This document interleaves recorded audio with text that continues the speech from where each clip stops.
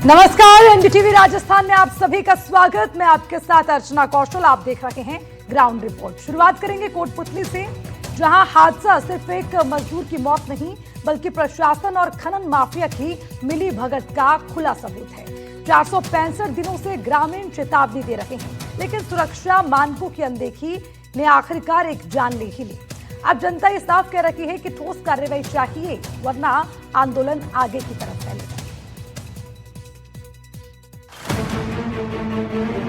इतनी जबरदस्त ब्लास्टिंग करते हैं ये लोग कि आसपास के मकानों के सब कुछ हिल जाता है। एक युवक की डेथ हुई है। हम हमारा हक मांगते हैं, किसी से भीख मांगते। लोग दूसरा कमरा को इधर जल भूकंप आ गया है।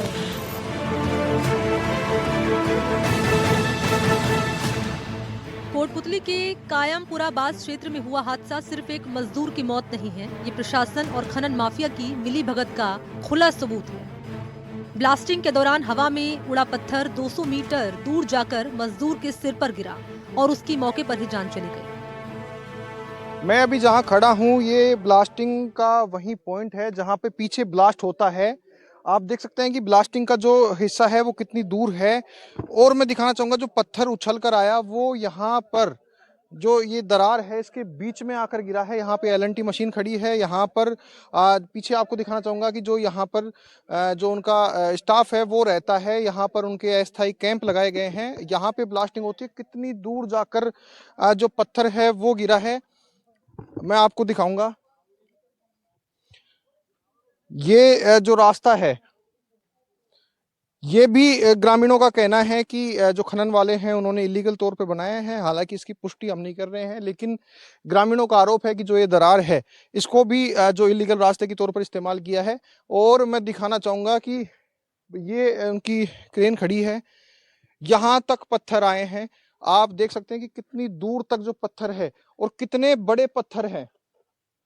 ये आप देख सकते हैं कि इतनी दूर तक इस दरार तक जो पत्थरों की जो उछाल है वो आई है। यहाँ पर वो व्यक्ति जो युवक था वो खड़ा था और यहाँ पर उसकी डेथ हुई है। ये देखिए, यहाँ खून के निशान हैं वो हो रखे हैं पत्थरों पर। हालांकि जो लोग हैं उन्होंने मिट्टी डालकर जो खून है वो ढक दिया है, लेकिन इतनी दूर तक आप लगा सकते हैं कितनी दूर वो जो ब्लास्टिंग है वो हुई थी और कितनी दूर पत्थर आकर गिरे हैं।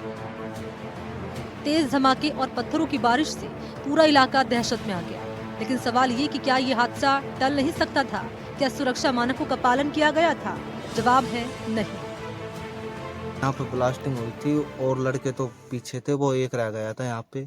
ब्लास्टिंग के दौरान वो दब गया पत्थरों में, तो उसको 5 मिनट बाद में संभाला गया। ब्लास्टिंग के बाद में कौन मौके पर पहुंचा सबसे पहले? मौके पर वो एलएनटी के ड्राइवर पहुंचे थे और उसके साथी थे वो पहुंचे थे। खनन वाले एम्बुलेंस लेकर गए? कैसे लेकर गए? बाइक से लेके गए थे उसको 6 लड़की।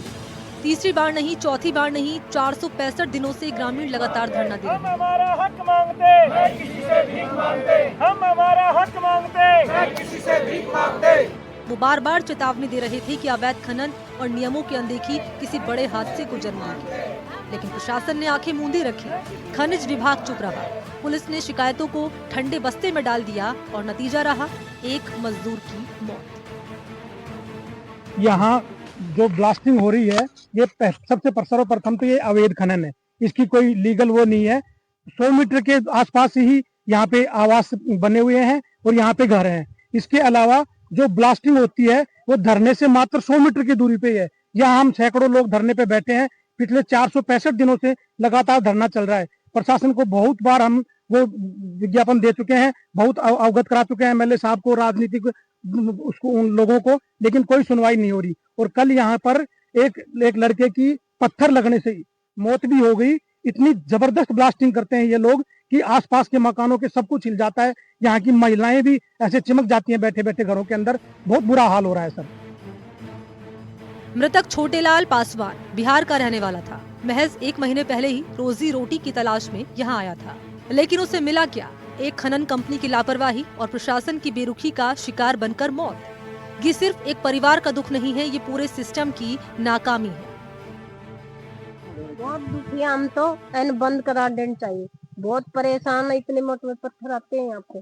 बहुत दुखी है। अब भीतर आओ, बाहर आओ तो मरे, भीतर जाओ तो मरा। मेरा बच्चा खत्म हो गया 9 महीने पहले यहाँ पर दावा था, 10 दिन बाद में उखाड़ दिया था वहाँ पर ही जेसीबी से। किन्होंने उखाड़ दिया था? ये खान वालों ने खान चला रखे थे यहाँ पर। अच्छा, ये बच्चों को शमशान है, कब से ये? कई साल हो गए यहाँ पर। ग्रामीणों का आरोप है ब्लास्टिंग के दौरान ना तो सुरक्षा घेरा बनाया गया, ना ही मजदूरों और आसपास के लोगों को सुरक्षित दूरी पर रखा गया।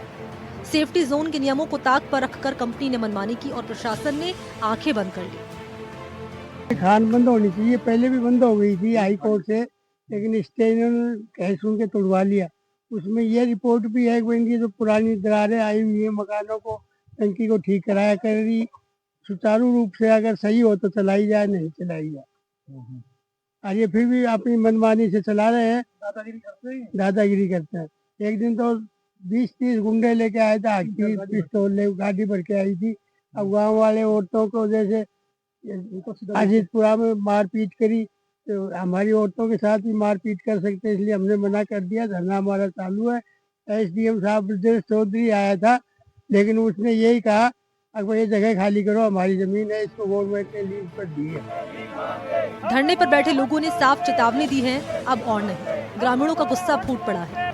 वो कह रहे हैं अब ठोस कार्रवाई चाहिए, अब अवैध खनन बंद होना चाहिए। अगर नहीं हुआ तो ये आंदोलन सिर्फ कायमपुरा बास तक सीमित नहीं रहेगा, बल्कि पूरे कोटपुतली और आसपास के इलाकों में आग की तरह फैल जाएगा।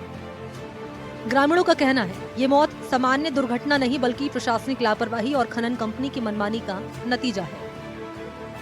इस खान को स्टे न लेके स्थायी तौर पर बंद किया जाए इस खान को, जिससे कि गांव अपने आराम से रह सके, क्योंकि बहुत पुराना गांव है। इस साइड में कायमपुरा बास, इधर बनेटी, 2-2 गांव, एक राजस्व गांव, 2-2 खाना। कोई मजाक वाली बात नहीं है। यहाँ पे ढानी है, सरपंच साहब हमारे बैठे खुद रहते हैं यहाँ पे। इनके भी मकानों के पास सामने ही प्रशासन के अंग होते हुए भी इनके घर के सामने, मकान के सामने पत्थर गिरे हैं। अब ऐसे में सवाल उठता है कि जब 465 दिनों से लोग लगातार धरना दे रहे हैं तो प्रशासन ने कार्रवाई क्यों नहीं की? जब बार बार चेतावनी दी गई कि हादसा हो सकता है तो जिम्मेदार अधिकारी चुप क्यों रहे? क्या मजदूरों की जान इतनी सस्ती है कि खनन माफिया के मुनाफे के लिए उन्हें कुर्बान कर दिया जाए? कि ब्लास्टिंग करने वाले बिल्कुल नहीं मानते। प्रशासन को भी कई बार अवगत करा दिया, वो बिल्कुल भी ध्यान नहीं दे रहे और मकान है जर्जर अवस्था में हो गए। तो आप खुद ग्रामीण अभी सरपंच हैं, आपने प्रशासन को नहीं अवगत करवाया क्या? क्या शासन अवगत करवा चुके हम, जयपुर तक, मुख्यमंत्री तक, खान मंत्री तक भी गए, उनको भी ज्ञापन दिया है, लेकिन सुनवाई कोई नहीं कर रहा। अच्छा, NGT कोर्ट तक भी आप गए हैं कभी? सुप्रीम कोर्ट में भी दे रखा है साहब, NGT में भी गए, अभी वो फाइल ये हादसा सिर्फ एक चेतावनी नहीं है, ये प्रशासन और खनन माफिया के खिलाफ जनता का सीधा आरोप है। अब सवाल ये है कि क्या इस हादसे के बाद प्रशासन जागेगा या फिर अगली मौत का इंतजार करेगा? Bureau report, NDTV Rajasthan.